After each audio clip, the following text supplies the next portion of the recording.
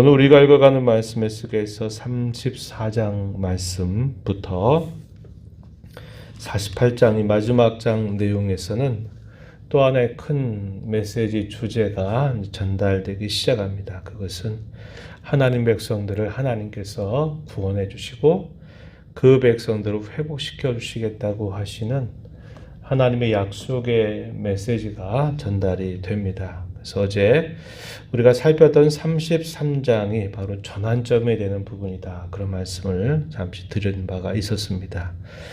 오늘 우리가 있는 이 34장의 내용에서는 목자들과 양이라고 하는 비유를 통해서 먼저는 당시의 거짓된 지도자들에 대한 하나님의 심판의 메시지가 전달이 되고 양들 가운데에서도 살진 양이 있고 파리한 양이 있는데 그 양들도 하나님께서 구별하시겠다 말씀하십니다. 그리고서는 궁극적으로는 하나님 자신이 그 백성들의 목자가 돼서 그들을 바르고 좋은 길로 인도하실 것에 관한 약속의 말씀이 주어집니다. 그래서 목자와 양에 관한 그런 비유를 통해서 한편으로는 당시의 지도자들 또 당시의 그릇된 양들에 대해서는 하나님이 심판하시고 참 목자가 되셔서 자신의 양떼를 모으고 그들을 기르시겠다 이런 말씀을 여기서 전달해 줍니다. 먼저 1절부터 10절 내용에서는 이스라엘의 거짓된 목자들에 대해서 경고하시는 말씀을 전달해 주십니다. 2절 말씀해 보시면은 인자야 너는 이스라엘 목자들에게 예언하라. 그들 곧 목자들에게 예언하여 이르라. 주 여호와께서 이같이 말씀하시되 자기만 먹는 이스라엘 목자들은 화 있을 진저 이렇게 표현했습니다. 여기 목자들이라고 하는 것은 비유입니다. 하나님의 백성들을 다스리고 이끌어야만 하는 책임을 맡은 자들을 말합니다. 가장 우선적으로는 왕을 말하죠. 왕. 유다 말기의 왕조사를 보게 되면 그 왕들이 하나님께 대한 관심이 전혀 없었습니다. 어떻게든지 정치적인 어떤 힘, 또 군사력 이런 것들에 의지해서 어떻게든지 해보려고 안간힘을 쓰다가 결국은 패망하게 된 일들을 우리가 살펴온 겁니다.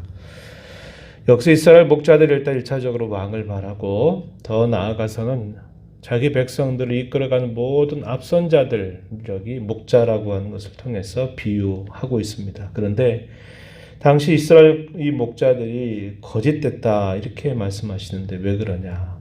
목자들이 자기만 먹는 일에 급급했다고 이야기합니다. 그리고 양들 가운데서 살찐 양을 잡아가지고 그 양을 통해서 기름을 먹고 그 털을 자기 것으로 삼는 일에 혈안이 되어 있는 모습을 지적해 주고 있습니다. 2절 우리가 읽었던 말씀 거기 보면 목자들이 양떼를 먹이는 것이 마땅하지 아니하냐 그러면서 이스라엘의 지도자들이 해야 될 마땅한 도리를 마치 양을 소유하고 있는 진짜 목자가 해야 할 일이 무엇인가를 설명한 것으로 그것을 제시해 줍니다. 목자가 할 일이 무엇인가? 양의 무리를 잘 먹이는 것이 해야 될 일이다. 양떼를 먹이고 양들 가운데 약한 양들은 그것을 강하게 잘 세워주는 역할을 해야 되고 병든 양이 있다면 그 양을 잘 고쳐줘야만 되고 상한 양이 있다면 싸매 줘야 되고 쫓기는 자가 있다면 잘 돌아오도록 안내를 해줘야 되고 잃어버린 양은 또 잘 찾아서 그 우리 안으로 들여야 되는 일들을 하는 것이 마땅히 목자가 해야 할 일이다. 하나님의 백성들을 맡겨주셨던 그 하나님의 뜻을 따라서 이스라엘의 왕이 된 자들, 지도자들은 그 하나님의 백성들을 올바른 길로 잘 인도하고 돌보는 일에 아주 중요한 책임이 있다라는 사실을 이야기해 줍니다. 그런데 거기에는 관심이 없고 그들을 통해서 자기들의 배를 채우고 자기들의 유익만을 구하게 되다 보니까 그 양떼들이 어떻게 되었느냐 5절 가서 보면은 목자가 없으므로 그것들이 흩어져서 모든 들짐승의 밥이 되었다 이렇게 말합니다. 8절에서도 내 양떼가 노략거리가 되고 모든 들짐승의 밥이 되었다. 그 이유는 목자가 없기 때문이다. 이렇게 비유적으로 설명을 해주십니다. 그리고 다 흩어지게 되었다라고 이렇게 또 말을 하죠. 그리고 노략거리가 되어서 큰 어려움을 겪게 되었다고 말해 주기도 합니다. 8절 이어지는 말씀에서도 그렇게 표현하죠. 내 목자들이 내 양을 치지 아니하고 자기만 먹이고 내 양떼를 먹이지 아니하였도다. 그래서 당시에 그 거짓된 목자들에 대하여 하나님이 경고하고 심판하겠다라는 메시지를 전달해 줍니다. 그리고 참 목자가 이제 올 것을 이야기하는데 그 목자가 곧 하나님 자신이 그 양떼의 목자가 되실 것을 말씀하고 계세요. 11절 가서 보시면은 주 여호와께서 이같이 말씀하셨는지라 나 곧 내가 내 양을 찾고 찾을 것이다 라고 표현했습니다. 여호와 하나님 자신이 목자가 돼서 자기의 양떼를 찾을 것이다 라고 이렇게 말씀을 하세요. 그래서 어떤 일들을 할 것인가를 약속해 주시기를 만민 가운데서 끌어 모을 것이다. 그리고 데리고 가서 그들에게 좋은 꼴을 먹일 것이고 그들을 좋은 곳에 두겠다라고 이렇게 하나님이 약속을 해주시고 계십니다. 14절에 보면은 좋은 꼴을 먹이고 그 우리를 이스라엘 높은 산에 두리니 그것들이 그곳에 있는 좋은 우리에 누워 있으며 이스라엘 산에서 살진 꼴을 먹을 것이다. 이렇게 말씀합니다. 이스라엘 백성들의 참 인도자가 되셔서 그들을 회복하시고 모으시고 그들을 다시 번영하게 하고 평안하게 해주시겠다라고 하나님께서 말씀을 하십니다. 그리고 양들 가운데서 심판해서 가려낼 것을 말씀하시는데요. 17절 이하에 보게 되면은 이렇게 표현합니다. 나의 양떼 너희여 내가 양과 양 사이 숫양과 숫염소 사이에서 심판한다 이렇게 말합니다. 그러면서 어떤 대상들이 심판의 대상이 될 것인가 여기 20절에 보면 살찐 양 그리고 파리한 양 사이에서 심판하리라 그랬는데 살찐 양에 대해서 심판하시겠다 이렇게 말씀을 하십니다. 왜냐? 그 이유를 설명해 주시면 18절 가서 보면은 이렇게 말해요. 너희가 좋은 꼴을 먹는 것을 작은 일로 여기느냐? 어찌하여 남은 꼴을 발로 밟았느냐? 너희가 맑은 물을 마시는 것을 작은 일로 여기느냐? 어찌하여 남은 물을 발로 더럽혔느냐? 양들 가운데서 좋은 꼴을 충분하게 먹고 나서 자기 배를 채우고 난 다음에 남겨둔 것을 다른 양이 먹도록 내버려 될 것인데 못 먹도록 그것을 괴롭히는 겁니다. 발로 밟아서 못 먹게 하고 자기는 맑은 물을 충분히 마시고 난 다음에 남은 물을 다른 양떼에게 먹이도록 둬야 되는데 그것을 못 먹도록 발로 더럽히는 겁니다. 비유적으로 표현하고 있는 거죠. 19절 가서 보면 나의 양은 너희 발로 밟은 것을 먹으며 너희 발로 더럽힌 것을 마시는도다 이렇게 표현을 했습니다. 그래서 하나님의 백성이라고 하는 이름을 가지고 있기는 하지만 그 백성들 가운데서 전혀 하나님의 관심도 없고 하나님의 뜻을 따르지도 않고 반역하는 그 무리들에 대해서는 하나님이 가려내시겠다 이렇게 말씀을 하고 계시는 겁니다. 이렇게 하나님이 구별하셔서 파리한 양떼 제대로 먹지 못하고 어려움을 당해 있는 그 양떼들을 품에 안고 그들을 구원하고 그들을 풍성하게 먹여서 회복시켜 주실 것에 관하여 하나님께서 말씀을 하시는데 우선적으로는 그 목자를 누구로 비유적으로 설명을 하냐면 23절에 보면요. 내가 한 목자를 그들 위해 세워 먹이게 할 것이다. 그는 내 종 다윗이다. 이렇게 말씀을 합니다. 이미 시기적으로는 다윗은 이미 죽은 인물이죠. 이미 이 시대에는 다윗은 벌써 무덤에 있는 인물입니다. 그럼 여기서 다윗이 뭘 말할까요? 하나님께서 약속하시는 메시아, 구원자를 표현하고 있는 말이다 이 말입니다. 하나님이 그의 메시아를 보내셔서 그 메시아를 통해서 그 백성들을 제대로 먹이고 돌보고 그들을 다시 회복시켜 주실 것에 관하여 예언해 주시는 말씀이 되는 겁니다. 24절에 보면 나 여호와는 그들의 하나님이 되고 내 종 다윗은 그들 중에 왕이 되리라. 나 여호와의 말이니라.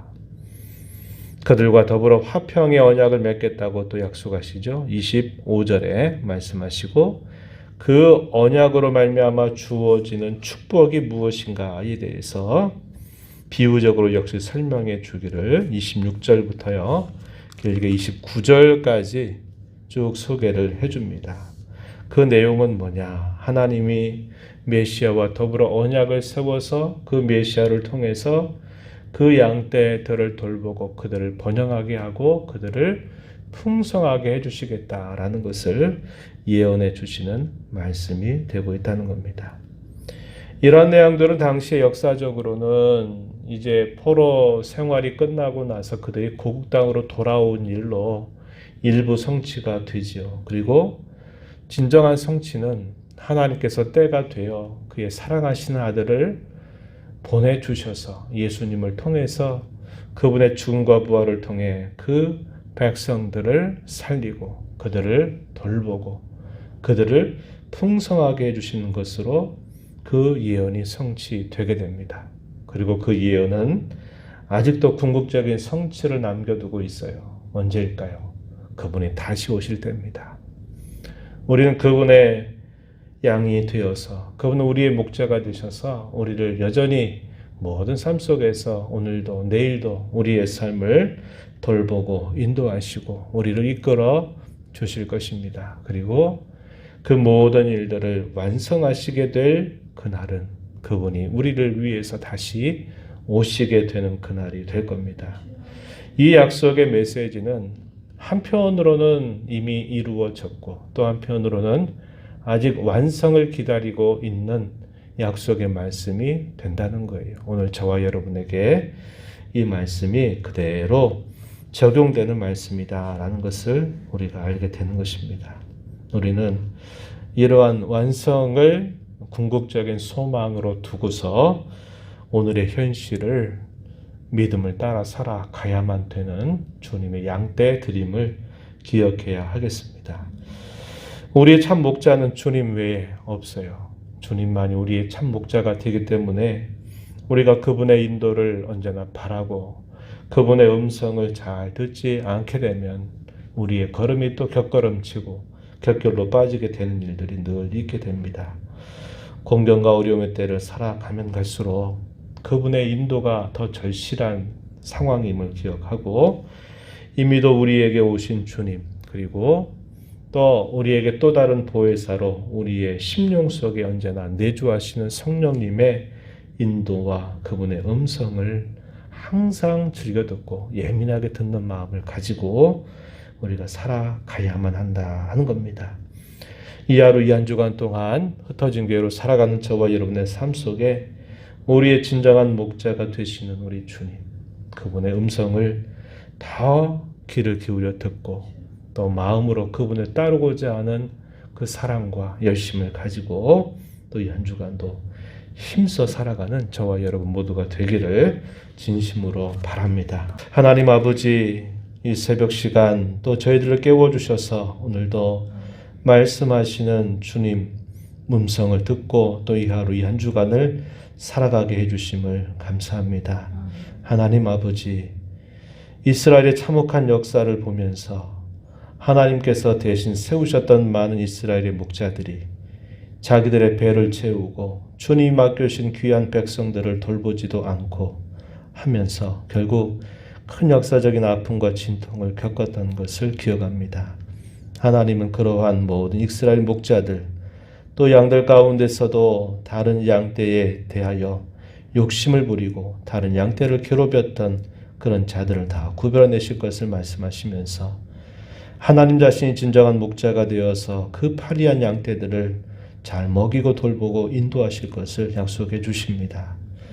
우리 주 예수 그리스도를 저희들을 위하여 보내주셔서 저희들을 대신하여 죽으시고 또 부활하신 그 은혜로 말미암아 우리를 주님의 양떼로 삼아주신 귀한 은혜를 감사드리고 우리에게 온전한 번영과 축복과 또 완전한 영광을 누리게 될 그날을 바라보면서 오늘을 살아가도록 인도해 주시는 주님의 손길을 감사합니다.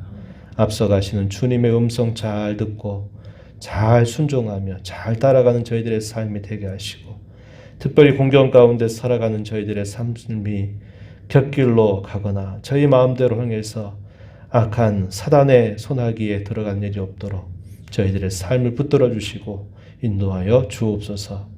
은혜의 보좌 앞에 나와서 아버지의 은혜를 간절하게 구하는 모든 심령들을 용납하여 주시고 간구에 귀 기울여 주시고 가장 좋은 것으로 응답하여 주시기를 바라며 예수님 이름으로 기도하옵나이다.